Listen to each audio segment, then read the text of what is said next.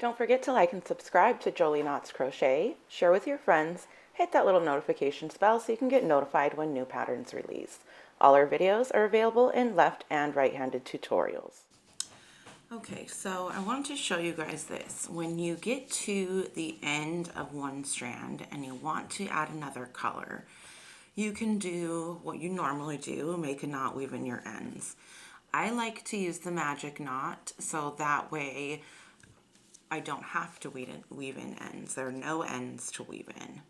So what I'm going to do is place the two ends right next to each other. Let me snip this one and make sure it's nice and straight.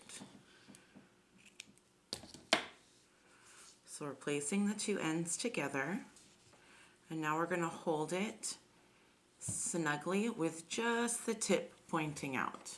All right, now we're going to take our new yarn and we're going to wrap around our thumb and the yarn 2 times.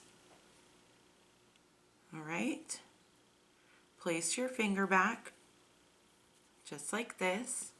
And now what you're going to do is take this new yarn and put it in between the yarn and your thumb. See that?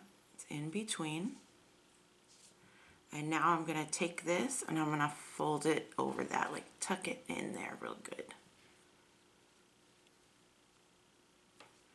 Now hold that really tightly and start pulling on your new yarn.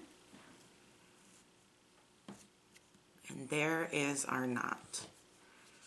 Now if you pull this really tight, the yarn is going to break before the knot breaks.